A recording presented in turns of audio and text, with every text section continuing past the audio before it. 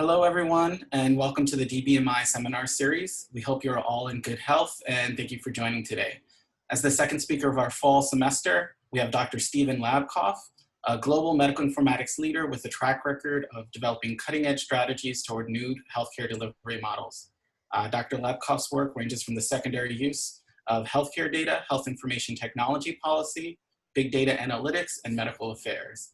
Currently, he serves as Chief Data Officer of the Mulitple Myeloma Research Foundation, which he joined to build, deploy, and manage the vast data sets of the MMRF after a 22-year career in healthcare informatics for the life science industry, where he held posts at Purdue Pharma, AstraZeneca, Deloitte, and Pfizer. In addition, Dr. Labkoff previously served as an instructor of medicine and medical informatics at Brigham and Women's Hospital and Harvard Medical School, and completed a postdoctoral fellowship at HMS and MIT in medical informatics, where he focused on the use of point-of-care computing in mHealth. He's a fellow of the American College of Physicians, the American College of Medical Informatics, and the American Medical Informatics Association. As is the norm, we'll do a 50-minute talk and leave 10 minutes for Q&A. During that time, feel free to use the raise hands feature on Zoom or post questions in the chat box. And so with that, I'll hand it off to Dr. Labkoff. Thank you so much. Terrific, thank you very much. And there are a handful of folks on the call that I recognize from the time I actually served on the advisory board for the CAT Fund for Columbia for more than 10 years. And I see Andy Cantor on the call and a couple other names I recognize. I want to thank you all for having me on this at your lecture series. And I'm going to be talking about, for the next 45 minutes or so, a piece of work I've been doing for the last 2 years at the Multiple Myeloma Research Foundation. We'll go through very briefly who the MMRF actually is, what is the CureCloud, why are we building this CureCloud registry, and then the most interesting meat and potatoes is going to be what were the big challenges of building the registry. And it'll be informatics challenges as well as an array of other things that we've hit along the way. So the MMRF is a not-for-profit organization based in Norwalk, Connecticut, whose mission is to try to find a cure for patients with myeloma and find a cure for every patient with myeloma. We're doing this by looking at breakthrough immuno-oncology and genomics, working faster with through investment in venture capital, and democratizing data and helping patients to use their data for their own benefit. On top of that, the MMRF actually has been in the area around data specifically for more than 10 years, and I'll talk about that in just a few minutes. So unlike a lot of organizations that work in this space, the MMRF actually works more like a business, and it actually has a strategic plan that's informed by a whole host of advisors.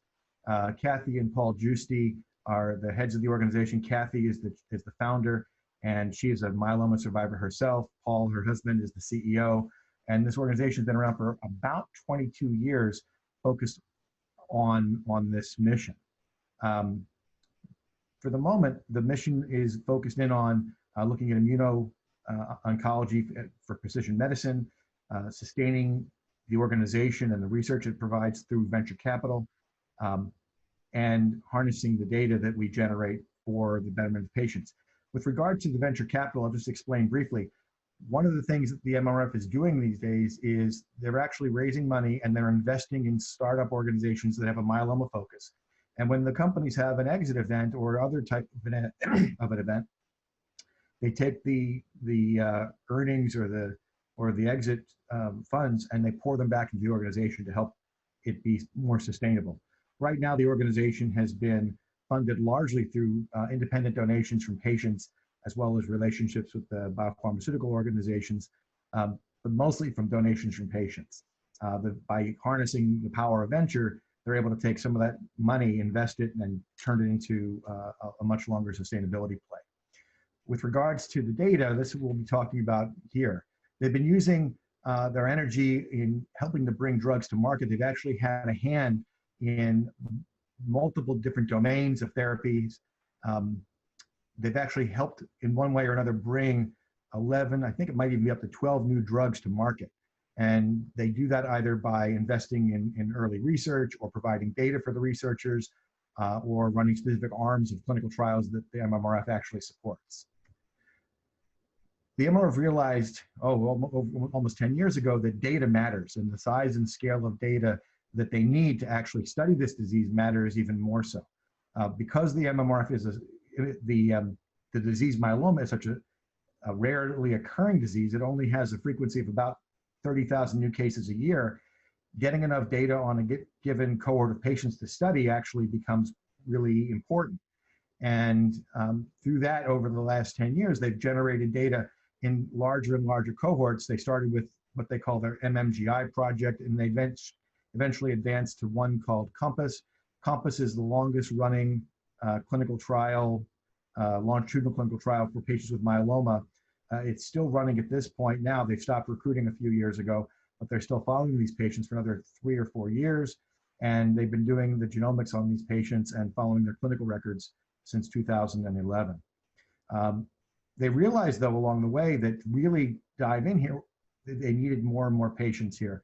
One of the clinical findings from CoMMpass was that on the genomic side, they identified 11 variants, genomic variants, that seemed to be prevalent within this population from doing next-gen sequencing, and they could bucket into those 11, they could bucket the patients into those 11 or subgroups, which meant that if they wanted to study a given subgroup, they really needed a lot more patients to fill those buckets. That concept was used to sort of channel energy into their platform trial that called My Drug, which is currently up and running and recruiting. And eventually that led to the CureCloud Direct-to-Patient Registry, which is looking to recruit about 5,000 patients into position over the next 5 years, and then we'll follow them for at least 10. So what exactly is the CureCloud? It's intended to be the most comprehensive data resource for patients, clinicians, and researchers concerning the diagnosis, treatment of multiple myeloma, and to facilitate a cure for every patient. That's sort of the big ticket vision for the entire project and program. But what it really is under the covers is a whole lot more. So if you look at the individual goals, and this is a subset of the goals, I don't even think this represents all the goals, but if we break down the goals, we have, goal number 1 is to recruit 5,000 patients with active disease, 4,500 of them with active myeloma, 500 with smoldering disease over the next 5 to 10 years, or as soon as is humanly possible. We want to collect and return their data, and it will be more than just genomic data, by using a next generation myeloma-specific genomic panel on blood biopsies, not bone marrow, which is another innovation here. We're going to be saving tissue in a biobank for future assays and immunoprofiling. And we're also going to be collecting EHR data on every patient over the course of their time in the registry. So every 6 months, we'll be doing a query to their electronic health records and bringing in an abstract of those records. And I'll talk about that in some detail in a little while. We're also going to be returning all of this data one way or another back to the patients and to their clinicians. This is a very significant wrinkle to this registry that doesn't generally happen in a normal setup. And this is really what has caused a lot of the challenges that we faced along the way. It's one thing to do a registry in a research environment where you need to pull data out of like an electronic record, or you're doing genomic assays or something along those lines. But the minute you want to return that data and have it used in any type of clinical practice, all of a sudden the challenges escalate and become very, very significant. And I'll talk about those again in a little bit. One of the other goals is to run this 70-gene panel to help patients identify through their genomic profiles in the panel to clinical trials that are appropriate to them from a genetic perspective. So there are a handful of clinical trials that are going on at this moment that have inclusion criteria that are for very specific genomic subtypes and genomic findings. And the panel that we've designed is going to be used, or is being used, to help identify which of these trials these patients are potential candidates for. All of that said, we're trying to also generate a data set that will support clinical research and develop models for health economics and outcomes research and supporting life science organizations. I mean, in this space, one of the biggest challenges is being to get new drugs to market. And the way to do that is through data. The pharma companies have some significant challenges in their own right. They can't do what we do. We're actually able to bring all comers to the table and recruit through an enormous catchment area of patients who touch the MMRF. And as a result, we are able to reach across the US in a way that many academic organizations don't have the ability to do. The last major goal is basically to make this data of the highest quality and make it usable as possible by putting the data into usable models such as OMOP and using of some of the Odyssey tools, and we'll talk about that as well. So mechanically, what is it? Those are the goals, but mechanically, what does it actually, what is it? So in the front end of this thing, we have a large data collection workflow engine, which manages the patients when they walk in the front door of our website. And patients are driven to our website through social media, through lectures, through programs we give. We give the patients a pathway to come to the front door and basically get screened as to whether or not they can participate. We do have inclusion and exclusion criteria. This is a clinical trial. It's listed in clinicaltrials.gov. The portal itself mechanically is a way for patients and clinicians and for research to all interact with their data as well as to donate their data. It's also a means to be a sort of a clearinghouse for patients to actually communicate with us. Through the CureCloud program, we have a nursing center that's set up where we have clinical nurses who reach out and touch the patients through phone calls about every 3 months with the objective of checking in on them and also to check if they've actually had a change in their clinical status. If they have a change in their clinical status, we actually we set up to have them get their blood drawn again and rerun their genomics another run. So the mechanics of all of this are rather significant, and the engines underneath the covers are very complicated. Just to give you an overview of what happens here, and I don't know if you can see my mouse or not, but basically a patient comes in, they screen on our website for inclusion exclusion criteria. If they turn out to be ineligible, we don't actually just send them to the street. We have a Facebook group and we have social media groups that they can participate in. And later on, when everything is all said and done, the CureCloud will be providing a view to the patient's data that is in here from an anonymous perspective, and they can actually look and see how they are doing versus the patients who are actually on the study, again, from an anonymous perspective. For those that screen in, they've got to go through a patient consent. They've got to sign HIPAA waivers so we can get their electronic health records pulled. They have to, in the case of California, they have to sign a California Bill of Rights. And that then, once they're through all their consents, that kicks off another several processes. The first process is it allows our clinical abstraction group called CODA to work in concert with a group called SCIOX to start querying electronic health records across the country. And we'll talk about that in some detail in a little bit.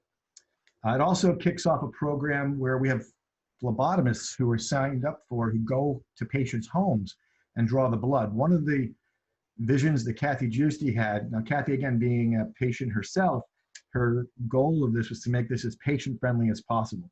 So instead of actually sending the patients off to like a Quest or a Labkoff or something, we set it up so that the patients actually have phlebotomists visit their homes and draw their blood in at their kitchen table or wherever it's at their home. That was designed to make life a lot easier for the patients, given all the other stressors they have running with myeloma diagnosis. As it turned out with COVID, that turned out to have some pluses and some minuses, and I'll mention that as we continue. The phlebotomist actually takes the blood, they ship tubes to the Broad Institute, and the Broad Institute runs a 70-gene specific myeloma panel, NGS panel. The data for that is then transferred to the Dana-Farber Cancer Institute, where we have clinical pathologists who read the data and come up with a clinical report. That clinical report is sent back to us. We then take it and send it off to genomic counselors. So the genomic counselors are able to digest it into an 8th grade reading level, which sends it back to the patient. So the patients, we close the loop with the patients and they get to see their data in that regard. And we send the full genomic report off to the treating clinician so that the treating clinician is able to use this data for informing them in terms of what they might want to do with their patients. We are then taking all of this data, and it's all stored in our clinical data repository. It's a federated repository. We have the EHR data and other data types, the data, the reports from the genomic counselors and so forth are all stored internally. The raw genomic files are stored inside of the Broad Institute's Terra system. And we have all of these linked together internally. We know the patient's identity. It's part of the consent process, so we can do this linkages, and we actually are linking all this together. What I have in gray are data sets that we don't have yet or won't be making available, but we do have, we're gunning to add PROs, patient-reported outcomes, immune profiling data, and medical claims as we go on into next year. We are collecting clinical notes from the nurses who call these patients. Those notes will never be made available for any use unless we can find a surefire, completely sound way of anonymizing them. But at the moment, they're not going to be made use for any external research. So that, in a nutshell, it's a very large nutshell, is the nature of the workflows within CureCloud. Every one of these steps, however, has generated incredible amounts of work to make this all run smoothly. And I'll take you through some of that. You might be wondering where we came up with 5,000 patients, and I wanted to sort of speak to that. So one of the outputs of the CoMMpass study was that we had 11 different genomic variants that we found the frequency of these variants from the CoMMpass patients on the inside of that study. Well, these are the percentages that they appear out of the 1,154 patients that were part of CoMMpass. I made a table, and we did a predictive model, more or less, or a very limited predictive model, to see what patients would be, how big would these cohorts be if we started with 1,000 patients in CureCloud. Anything in red is a cohort under 20, anything in orange is between 20 and 40, and anything above 40 is in green. So if we wanted to look at this according to newly diagnosed, first relapse, second relapse, and third relapse plus, against all the patients who have these various variants, you'll notice that we don't have a lot of green at 1,000 patients. And even when we get to 2,500 patients, we don't have that many green. When we get up to 5,000 patients, these cells turn green, and for the most part, we should have enough data broken down this way. And this is only one way to break it down, but this is one way we do look at it, to sort of have enough of a cohort to look at these patients from this perspective. So this is why we chose to go to 5,000. We probably, depending on the financing of things, if we can collect more money, we could probably run this longer, but we are geared to go to 5,000 at this point. And by the way, I should have said at the outset, if you guys have any questions, the chat box is open. I think Harry is doing hand raises, and I don't mind taking a handful of questions in the midst of this if there are any questions. We're not building this in a vacuum. We're actually working with a variety of advisors. I've got an advisory board of folks that I've worked with over the years, from the likes of Weill Cornell and Harvard and ASH, and folks at the Odyssey program. And we're bringing this along so that we're looking towards making this as usable and useful for researchers as possible. So I've got an advisory board of researchers who have actually helping us guide us to the right pathways of how to prepare the data and how to present it later. We're also working with the life sciences organizations who are part of MMRF, and they're advising us as well on what types of data they would find interesting and they would find useful. So we're doing this all with a lot of transparency, and we're trying very hard to get the needs, the needs of the end users here, front row and center, so we can actually build this so it's utilized at the end of the day. We're also looking towards building this with data standards in mind. So one of the advisors is Rimba Belankaya, who's with the Odyssey team, and we're actually trying to leverage some of the Odyssey work, Odyssey for Oncology, or OMOP for Oncology rather, to try to craft what we're doing into that model and help advance the OMOP for Oncology model using some of the work we're doing both with CoMMpass and with CureCloud. So what is it? We opened this up in a research capacity in the fall of 2019 when we ran about 200 patients through what we called research mode. We basically drew their blood, we did their electronic health records, data collection, but we didn't return any data to patients because it turns out, as I said, that's a very particularly difficult thing to do. And it took us nearly a full another year to actually finish all the validations, the CLIA validations that were necessary to return the data to patients. We actually just launched over the summer the CLIA version of the CureCloud, and we have just, as is in September, we've shipped our first blood tubes out to patients, and we started drawing blood. And as of last Friday, we had 10 tubes of blood that had been appropriately returned back to the Broad for genomic assays. They won't run them until we get to 12. The plate that they run this all on is you have to have a dozen patients to run. So we're waiting for the next 2 to arrive, and once that happens, they'll do our first genomic tests. By running it in research mode first, though, we were able to figure out a number of issues we had with our EMR data extraction process, which I'm going to go into again in a little more detail. So where are we now? We opened in 2019. With research, we have, we expected this to be recruiting at roughly 50 to 55 patients a month. As of last week, on Friday, I think we were up to almost 275 patients since July 14th. And so that's recruiting at a rate that's somewhere between 3 and 4 times what we had expected. Whoops, we went back too far. We have a strategy for where we want to go next, which is later this year, once everything's sorted and done, we're going to be bringing in whole exome sequences, we're going to be adding PROs, and we're going to be adding immune profiling into 2021.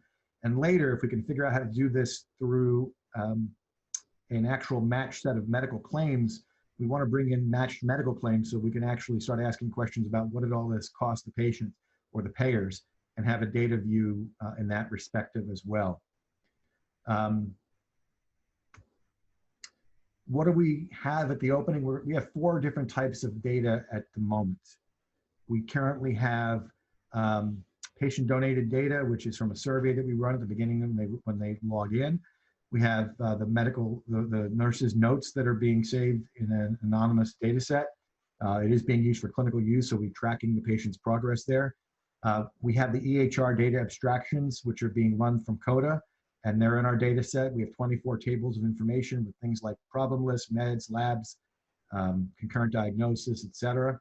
And these are refreshed on a 6-month basis. Every 6 months, we send a query out to the medical centers to get a refresh of these records so we can get a longitudinal system here. And then we have the data from our genomics panel that I've already mentioned. That will have the BAM files, the MAF files, all the somatic, all the mutations, and reporting and so forth.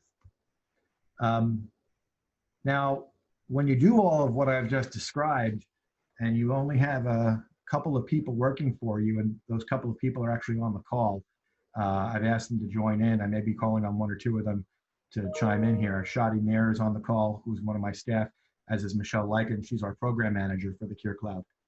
And I got to tell you, this has been an enormous lift for such a small group to pull off. And it required a lot of work around our virtual tables. And then when COVID hit and nobody could meet, we still didn't stop. We kept this going. I'm going to go through now some of the issues that we hit from an informatics perspective and things that really hung us up. I guess before I dive into the next segment here, are there any questions, 1 or 2 questions that might want to get posed at this juncture, or I can continue straight forward?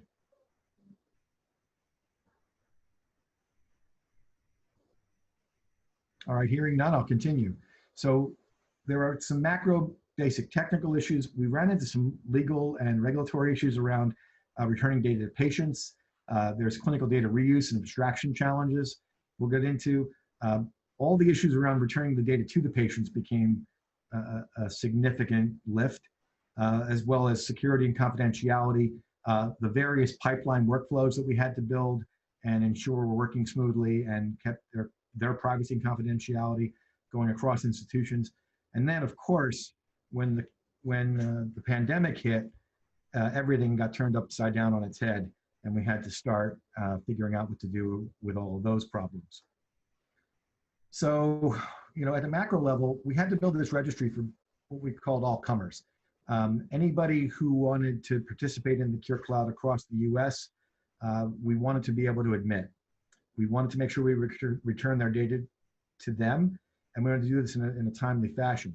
Well, it turned out that some of the first things that we hit were, how do you get blood from Alaska and Hawaii to the Broad without the blood, being still viable to do the genomic isolates that were needed? And it turned out that we weren't physically able to make it work for Alaska and Hawaii. Unfortunately, they had to be excluded for the study because we simply couldn't get their blood shipped in a timely enough fashion reliably to get it there that would keep it viable. Home-based phlebotomy became a real challenge as well. And little things around home-based phlebotomy that you would never really think about really became a significant challenge for us. Things like ensuring that the phlebotomist put the right label on the right tubes and sent them to the right place. Believe it or not, even though the kits we prepared for them had pre-written FedEx labels, they would stick the wrong FedEx label on the tubes. And on roughly 2% of our research study, 2% of them were sent to the wrong locations. If any of you out there have any suggestions on that front, on any of these, by the way, not just these problems, but any of these problems I'm putting out there, after the talk, I'll give you my email address. I'd love to hear any recommendations, because some of these things are sort of workflow processes that might have informatics solutions, but some of them are, how do you keep people doing their job and reading the instructions when there's physical work involved? Movement of the large genomic files between institutions became a challenge, and that took several months to make sure we had systems in place to make sure that the Broad systems could interact with the Terra system and interact and make sure that the right files with the right anonymous identifiers would go from point A to point B, so that the pathologists were reading the right patients' reports and we could match them all back. We also needed to agree on data dictionaries and agree on the data structures. And as I indicated earlier, we've been working with folks at OMOP for Oncology, and Shadi Mayer on my team, who's on the call, has been working with Rima and her team over the past year. And we're trying very hard to leverage some of that work to bring this forward. But I think, as most of you know, OMOP for Oncology isn't quite there just yet. And as a result, I think we're trying to help each other on this one. Let's see here. So from a technical perspective, there were a lot of, as I mentioned, the technology handoffs with these multiple data handoffs that would keep everything private. We hired a third party to do our programming. That third party is called Prometheus Research. During our project, they were actually bought by IQVIA and are now the registry partner for IQVIA, or a registry subsidiary for IQVIA. They have spent over 20 years building registries for various institutions. They have their roots at Yale University and have done work at places like the NIH and the NCI. And we're very well positioned to help us with things like building an internal Rosetta Stone of sorts to keep all these identifiers anonymized and keep them straight. We have built in the back end of this a very sophisticated means of keeping all these identifiers in one location, but keeping them encrypted and keeping who's who in this whole thing basically done well but protected. We needed, again, a sound set of data stewardship principles and an ability to execute on these principles. We wanted to make sure that everybody who touches this is actually physically known by us. So no one is actually ever given access to anything inside the system unless we physically know who they are. They can't just come in and request access. We must actually physically know them. That actually helps. We have put in expiring passwords and two-factor authentication and end-to-end encryption, things along those lines, and they're all part of the back-end system. And again, I mentioned the data, the common data models. From a legal and regulatory perspective, some of the things that I just never really thought much about in my informatics training or anywhere along the way in my career was what laws and regulations actually would govern something like this. And it turned out that when we started looking into CLIA and returning the data to the patients, we found out that this was actually governed by telemedicine law. And we also found out that it was illegal, or at the very least ambiguous, in 18 states to have a centralized clinician write the order for the CLIA lab that we were planning on doing for the CureCloud. So to get the to get someone to write the order for the CLIA lab, you actually need a physician, and in these 18 states, that physician needs to be in the same state as the patient is. And as we worked through all this, while I've actually done some telemedicine projects along the way, never dove quite that deep on it. And as a result, this meant that we needed to build a workflow to get the patient's actual treating physician to write the order, which introduced yet another workflow complexity to the CureCloud, which was a pretty significant lift as well. In dealing with all of this, it also led us to have to deal with multiple IRBs. So it turned out that the MMRF, because we're a research foundation, we work with Western IRB, which is I guess a for-profit IRB. But we also, since we're working with Dana-Farber and with the Broad, the entire study had to be reviewed by their IRB. So we didn't just have one IRB look at this, we had three. And as Michelle and Shadi on the call will attest to, it's fun to work with one IRB. It's even more fun to work with three. And as all you all are in research out there, I'll leave that to you, your imaginations as to how much fun that happened to be. When we were trying to figure out how to return the data to the patients themselves, again, we had to follow CAP-CLIA guidelines, building right into the system a means of sending the actual report right back to the clinician. And that became an issue. And one of the real consternations that we found along the way was that despite the e-consent laws that are on the books that date back to 2001, we've actually had a lot of trouble getting a lot of healthcare organizations to honor the digital signatures that we've been collecting during our EHR abstraction requests. We've had upwards of 20% or a little over 20% actually refuse to give us the medical records, despite the fact that the records have been, the consents have been signed for, the HIPAA releases have been signed for by the patient, and they've been presented to the records rooms for use in our study. I won't name names, but some pretty large institutions, some based in New York, have actually been some of our worst offenders on that front. And in theory, at least, according to the attorneys we've worked with, they don't really have much to stand on. If the patient signs a HIPAA request and presents it there, they are supposed to, at least as the law, we read the law, provide us with the EMR data abstraction. And unfortunately, we're really having some challenges around that. So if we only have, we have 5,000 patients and we're trying to get to, and we can only get 4,000 of their medical records, you can see that will become a problem. We are trying to solve for that, and I'll get into that down in a few minutes. So diving a little more deeply on here, when it comes to the EMR data abstraction, some of the other challenges we're having is that the way that we are getting the records back from many of these institutions, from many of the hospitals, is that they're coming back as PDF files. And I've got a history, so I know Andy Canner because I used to work at IMO with him, and I know many of you at Columbia have worked with IMO. One of the things I got very indoctrinated with working at IMO was, how important these concept codes can be. Well, the IMO codes were stripped out of the data. Okay, that wasn't terribly unexpected. But what was unexpected was all of the ICD-10 codes, all the LOINC codes, all of the RX norm codes, all of the codes were stripped from our data that we've been requesting back. And we're just getting human readable PDF files, and they are what CODA is trying to abstract for us. With all the time I did at IMO, I was crushed when I found this out, and we figured out that was a big lift. And in fact, we still haven't gotten to the end of that particular lift. We're working with CODA to sort of see if they can work with a terminology vocabulary company to recolorize our data and add those codes back. And that's an ongoing piece of work that we're working on. And yes, Andy, I have spoken to IMO about this. We've had this issue around a refusal of releasing data if it's for a research project.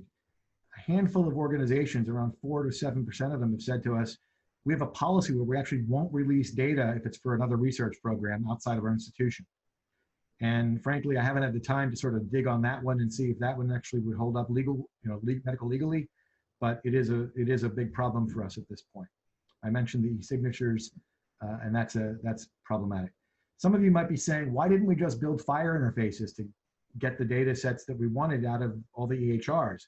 And the sad and unfortunate reality is that while FHIR is a great way to do it, not all the institutions across the US are anywhere close to ready to use FHIR. And of those that are ready to use FHIR, the kinds of data that we were looking for connecting to FHIR, and getting the data pulled that way, just weren't there. So maybe in 5 years it'll be ready, and some of the more esoteric tests we're looking to pull can be done that way. But at the moment, we didn't find it practical to actually do that. So we had to go the brute force way, and CODA is looking at every PDF file. They've got clinicians and non-clinicians working on the data scientists basically, who are aligning it all, finding the lab reports that were of interest to us, looking for the outcomes information, looking for ECOG scores, and putting them by hand into a data field. So 175 data fields across 24 tables. And that's what we're using for our abstraction process. And this one is done literally by brute force. We have our own data dictionaries that we've built. This is just a quick view of one of those. We've gone to great pains to make sure that we have everything codified. It's all in dictionaries that are usable by our end users and so forth. So returning data to patients, this was and remains probably the hardest bit for this whole program, because this required all of the various pieces that we've talked about previously to be really codified and validated. The study, the genomic study, was a brand new study, and we'll start there. Because it was brand new assay, the assay had to be validated. It had to go through CLIA certification. Oh, and by the way, it turns out that the state of New York has an even higher standard than CLIA, and in order for us to return or include patients from the state of New York, we would have to get the study, the genomic assay, blessed by the state of New York through their process on top of CLIA.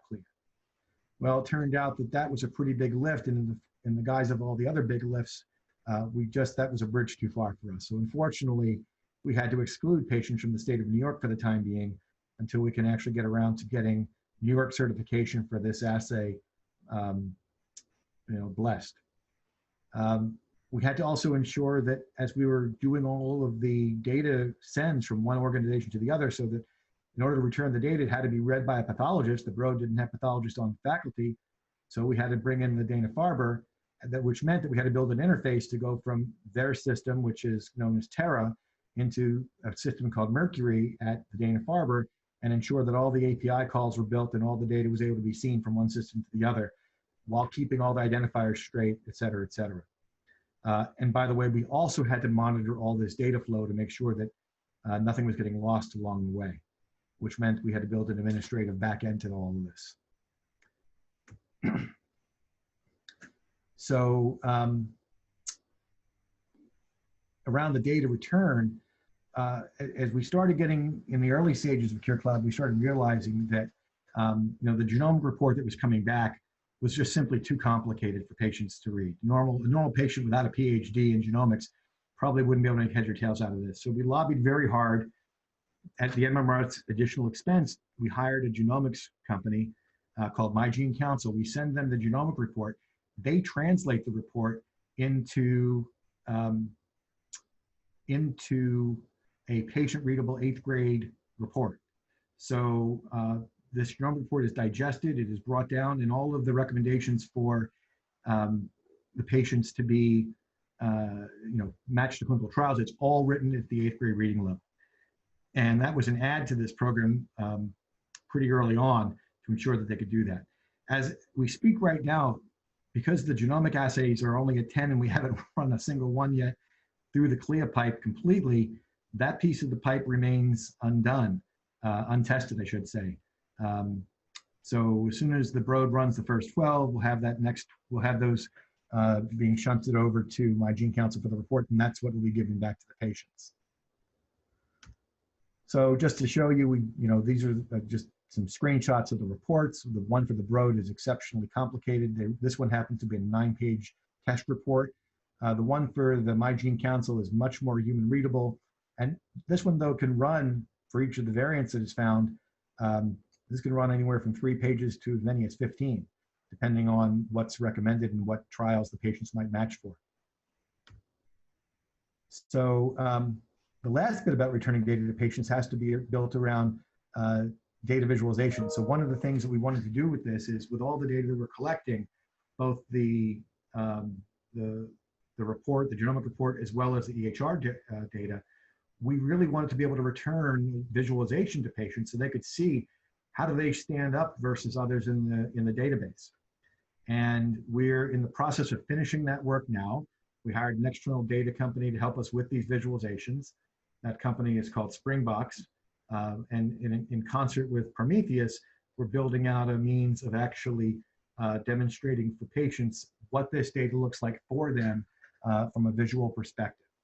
For the clinicians, we're doing the same thing. They'll have more sophisticated visualizations as well. And that's something else that is being built. And did I mention we only have 3 team members here at MMRF who actually are doing the informatics work? This is just a handful of the screenshots. These are early alphas of the screenshots. These are being refined as we speak. And we're trying to show how labs work over time. One of the things I really wanted to do here was to show various studies over time and show this temporal perspective. We are collecting this data for the next 10 years, and we want to be able to show patients how does their data vary over 10 years. Now, this one is an alpha and isn't using real data here. This is all dummy data, but you can just get a sense as to what we're trying to drive towards. Just again, a couple of more screenshots. So, security and confidentiality. We have actually been having people look over our shoulders with intention from the beginning of this program to ensure that patient confidentiality and privacy is respected. We have something that's very unique in my mind for a non-academic organization. We do have patient identifiable information that is inside of our system, a lot of it. We've gone to great pains to ensure that we have inside the database segregated pieces where we have PHI, and then where we don't have PHI, and we have extra layers of security around those areas with PHI. Everything is end-to-end encrypted. Everything is encrypted at rest and in motion.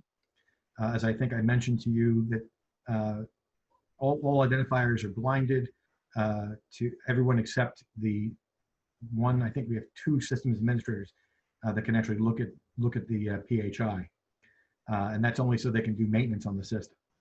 We do keep this Rosetta Stone, very well cordoned off, and we have an external security company that basically audits us every 6 months to make sure that we haven't missed anything, and they do intrusion attempts and things like that to make sure that we're keeping this as far behind firewalls as we can.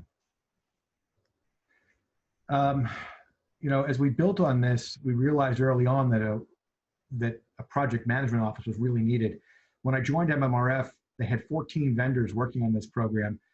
We were able to winnow it down to 8, but even that required a PMO. And Michelle Likens, who's on the call here, I don't know, Michelle, if you can go on audio and turn off the mute, if you want to comment about the level of complexity you found in managing all these vendors. Well, it's probably no surprise to anyone that before you can share data, you need to be able to communicate verbally and in writing.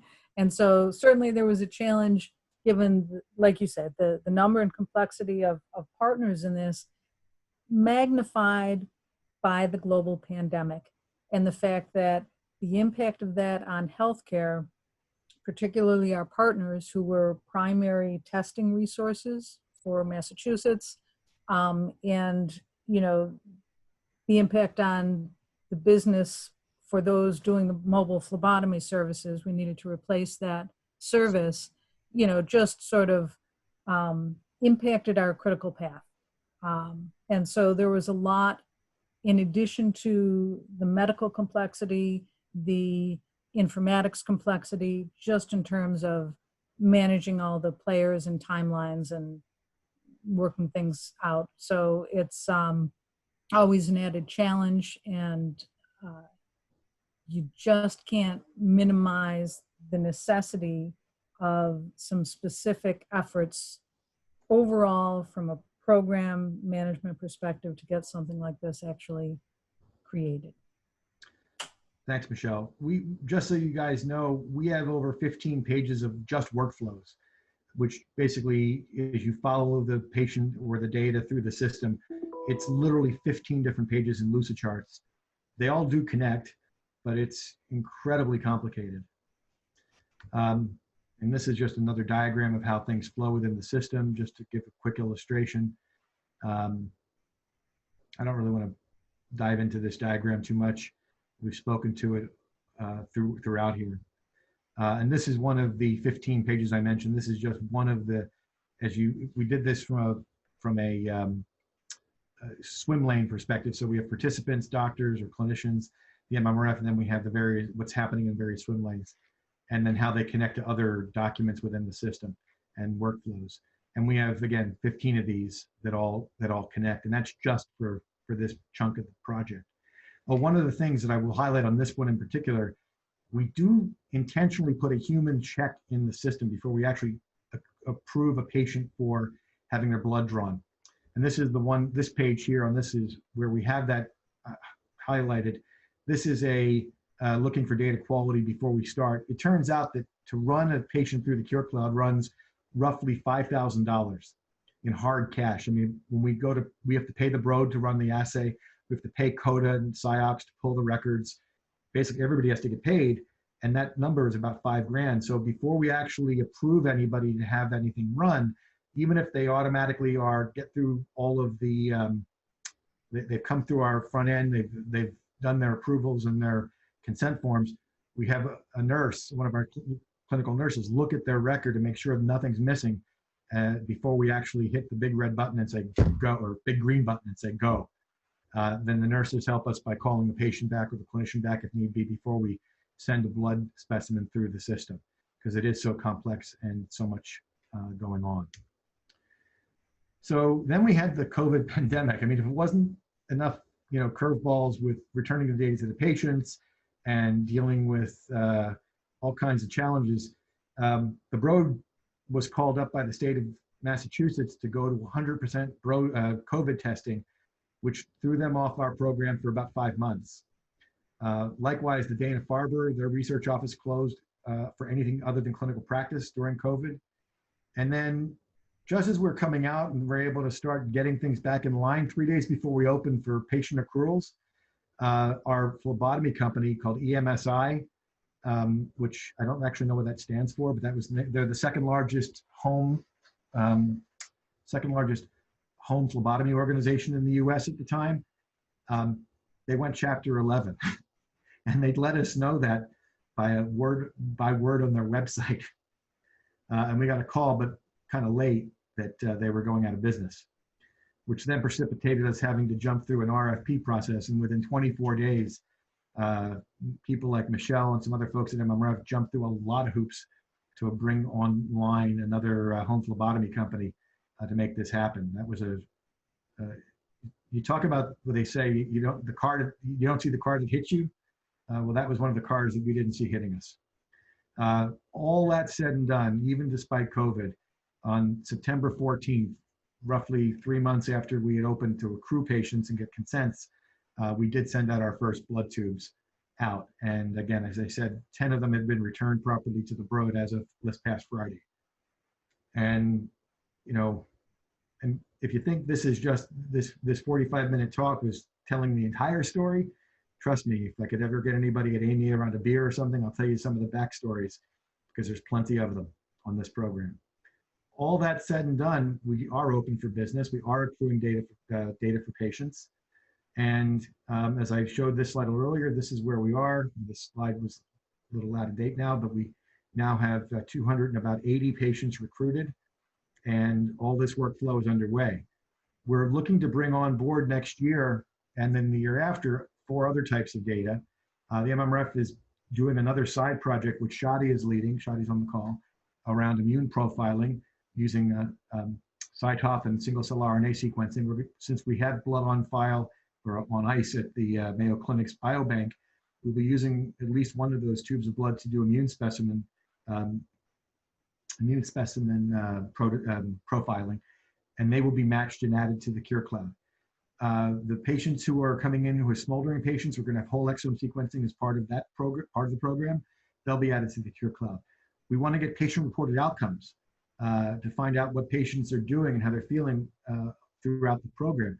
That's going to be added. We hope to have that added by the end of this calendar year, but with COVID delays, this will be pushed out into early 2021. And at the end of 21 or early 22, we're going to be bringing in medical claims from payer databases, hopefully that are actual matches, but we may need to use some type of probabilistic match to bring them in. And I'm going to pause here and basically say, you know, I was going to do a demo of the system, but I think I'm not going to do a demo.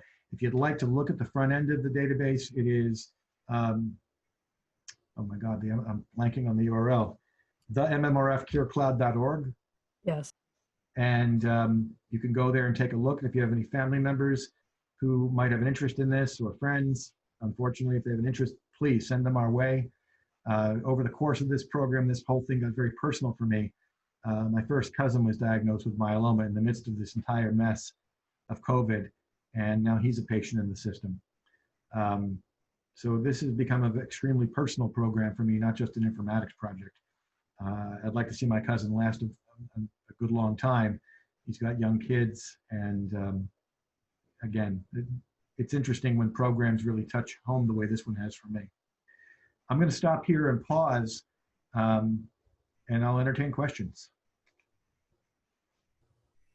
Well, I just want to start by saying thank you so much for this presentation and the amount of work that you put into this. It's really quite incredible.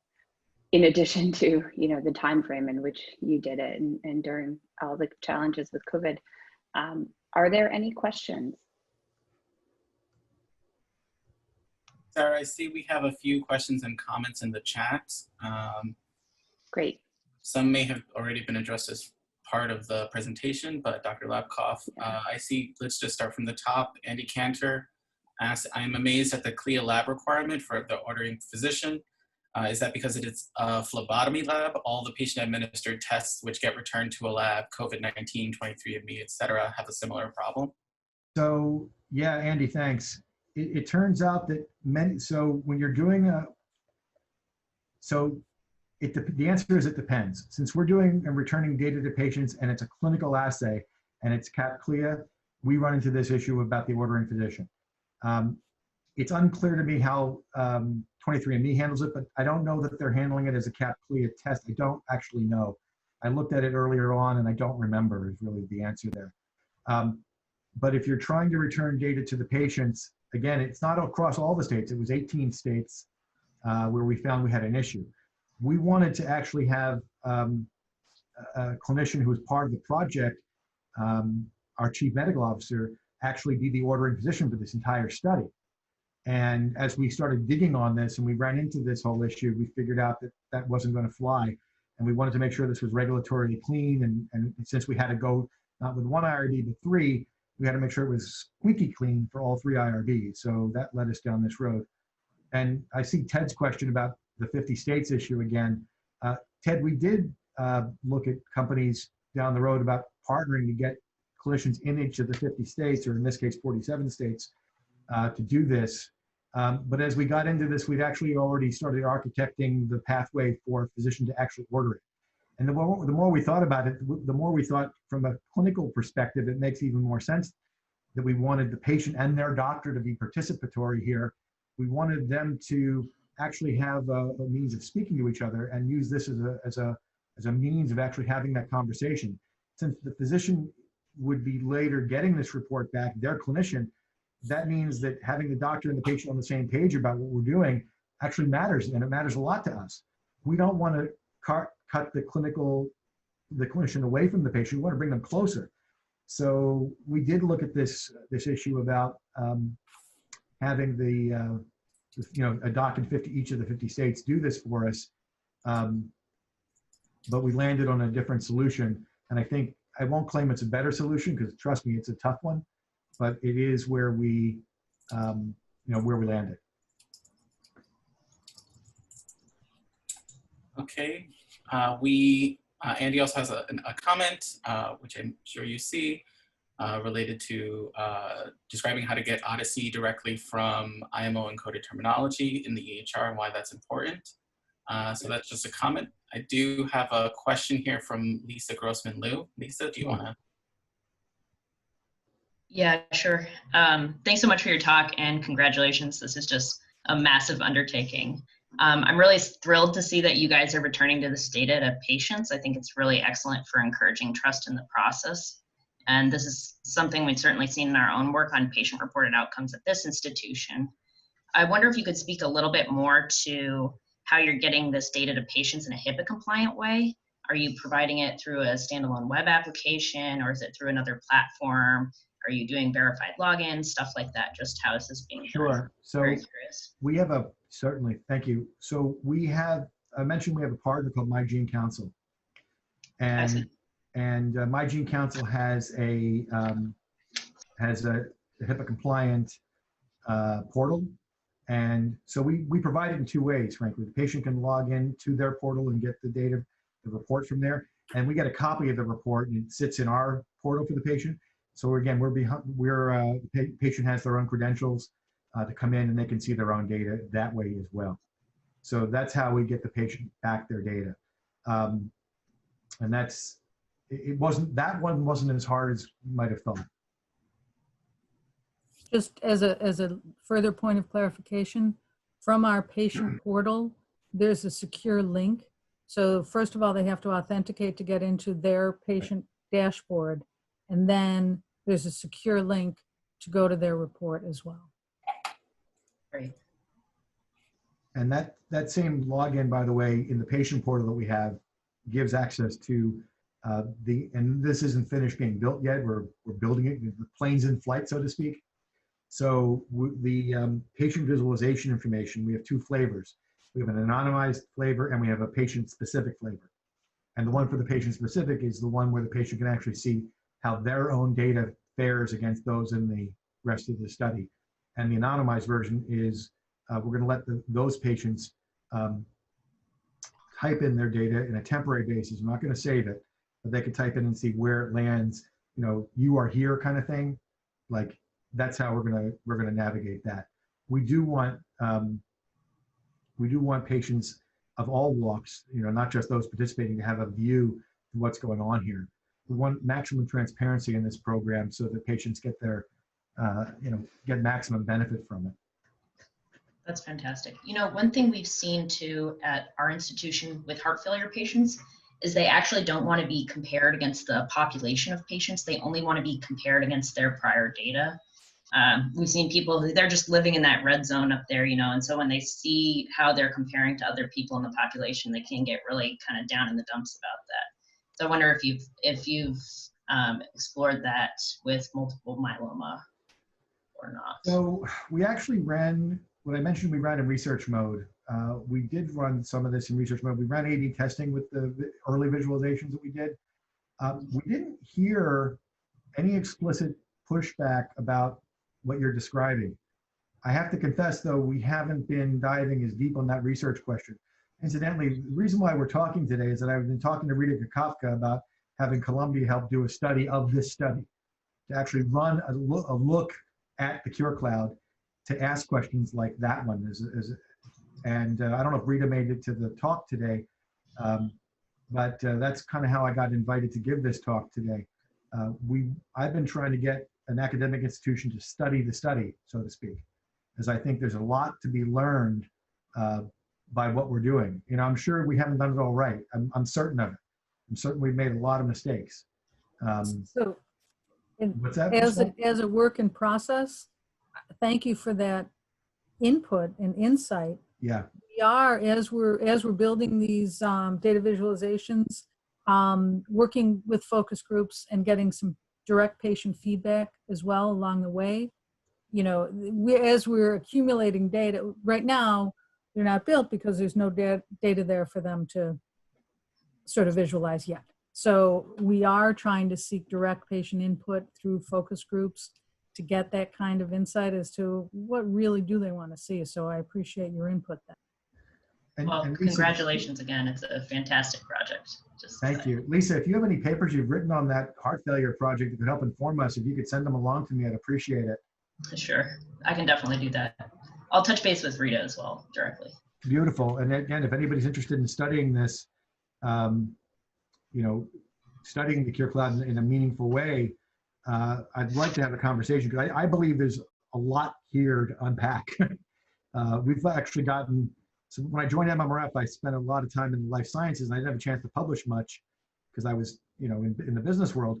I've gotten more posters and abstracts and a couple pubs out of this project in 18 or 20 months, more than I've had in the last 20 years. So there's a lot here, and that's just on the informatics side. And then if you look at the actual hematology side and the genomic side, and Shadi got a paper in Nature Communications on the immunologic side, there's a lot going on at MMRF in that regard. Well, we are just at the hour, and I just want to thank you, Dr. Labkoff, so much. It also sounds like there are more conversations to be had, so this sounds great, and I'm sure there are people from our department that would be excited to discuss collaborating with you as well. So Terrific. thank you Thanks so much.